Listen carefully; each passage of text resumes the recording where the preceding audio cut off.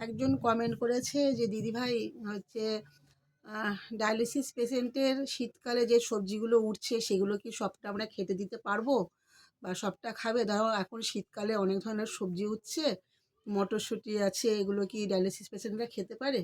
দেখো, এর আগে আমি একটা ভিডিওতে তোমাদেরকে দিয়েছিলাম, জানি না তুমি ওই ভিডিওটা দেখেছো কি না। ওই ভিডিওটাতে গেলে তুমি অবশ্যই দেখতে পাবে, জানতে পারবে যে আমি বলেছিলাম যে ডায়ালিসিস পেশেন্টের সব কিছুই খাওয়া নিষেধ, কিন্তু তার মধ্যেও কিছু কিছু জিনিস আছে যেগুলো দেওয়া যায়, যদি সেগুলো সঠিকভাবে দিতে পারো। ঠিক আছে, এবার কথা হচ্ছে, আমার হাজব্যান্ড ডায়ালিসিস পেশেন্ট ছিল, সেই সূত্র ধরেই তোমরা আমাকে জিজ্ঞেস করছো, জানো। দেখো, আমি যতটুকু জানি আমি ততটুকুই তোমাদেরকে বলবো। আর এগুলো তো আমার কথা না, এগুলো হচ্ছে ডক্টরের কথা, ডক্টরের থেকে আমরা জেনেছি। আর ডায়ালিসিসের ঘর থেকে দাদাদের কাছ থেকে আমরা জেনেছি। আমার হাজব্যান্ড পেশেন্ট ছিল, আমার হাজব্যান্ড আমার থেকে আমি যতটা না জানতাম, তার থেকে আমার হাজব্যান্ড বেশি জানতো। এবার আমার হাজব্যান্ড ডায়ালিসিস নিত, সেই সূত্র ধরে দাদাদের সাথে আলোচনা করতো, তারা বলে দিত, সেই হিসাব ধরেও আমি জেনেছি। দেখো, ডায়ালিসিস পেশেন্টদের ম্যাক্সিমাম সবজি খাওয়া নিষেধ, বিশেষ করে যাতে পটাশিয়াম যেগুলো আছে, পটাশিয়ামযুক্ত সবজি একদমই খাওয়া নিষেধ।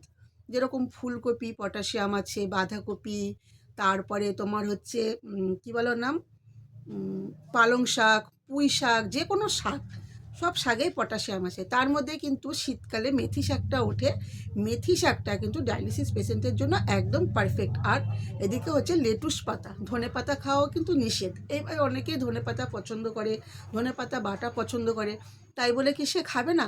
অবশ্যই খাবে। কীরকম খাবে?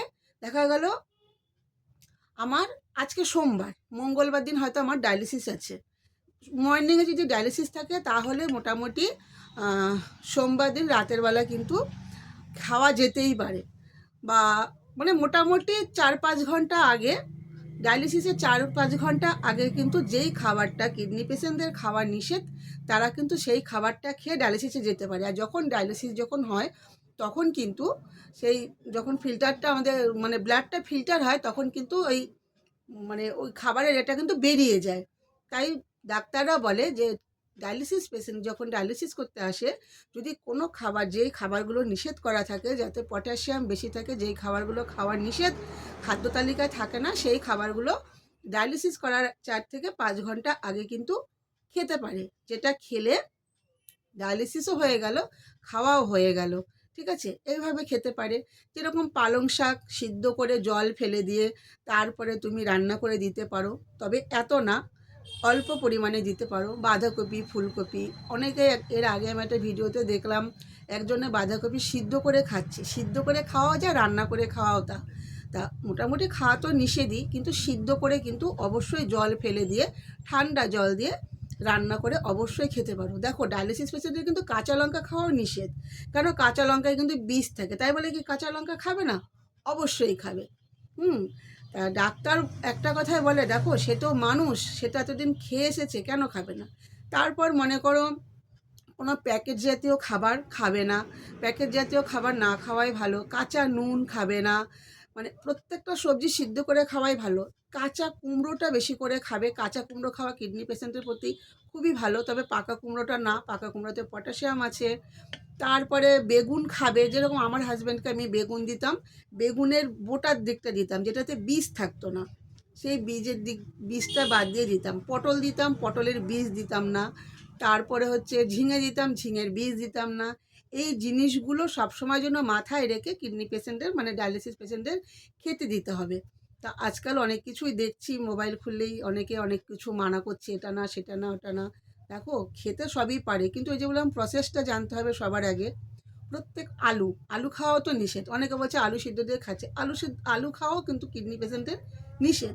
কিন্তু আলুটাও কিন্তু সিদ্ধ করে জল ফেলে দিয়ে রান্না করবে। এমনিতেও আলুতে প্রচুর পরিমাণে হচ্ছে থাকে, সুগার থাকে, যেটা প্রত্যেকটা মানুষের খাওয়াই নিষেধ। কিন্তু আলুটা সিদ্ধ করে যদি জল ফেলে দিয়ে রান্না করো, তাহলে কিন্তু সেটা কিন্তু খেতে পারবে। ও কোল্ড ড্রিঙ্কস খাওয়া কিন্তু নিষেধ।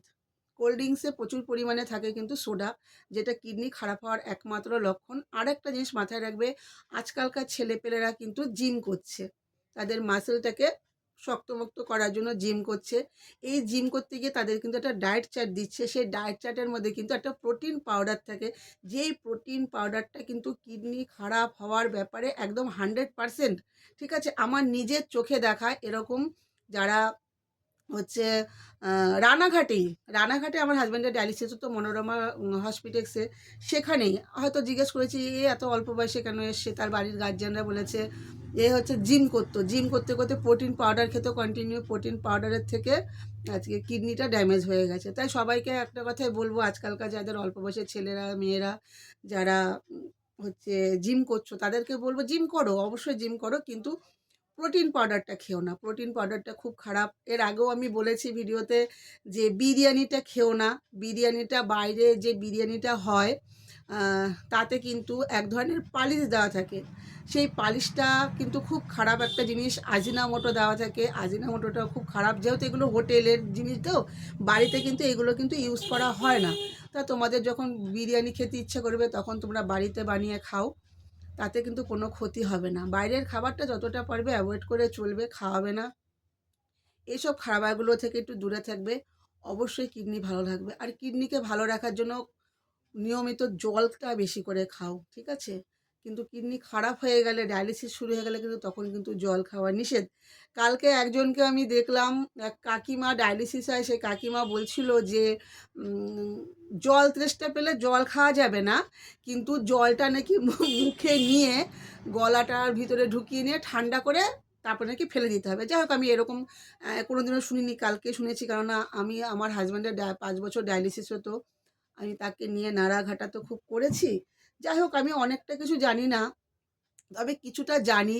তা যাই হোক, এই ধরনের খাবারগুলোকে অ্যাভয়েড করে চলো, তাহলে দেখবে খুব ভালো থাকবে, সুস্থ থাকবে, কিডনি ভালো থাকবে। জল খাও, বাইরের এই ধরনের খাবারগুলো খেও না। আর এই যে কী কী খাবার খেতে নেই সেটা তোমাদেরকে বলে দিলাম। কাঁচা নুনটা মোটেই খেও না, তাহলে খুব ভালো থাকবে আর কি। তা নমস্কার, এই পর্যন্ত। অবশ্যই তোমরা কমেন্ট করবে, আমি অবশ্যই কমেন্টের উত্তর তোমাদের দিতে মানে রাজি আছি।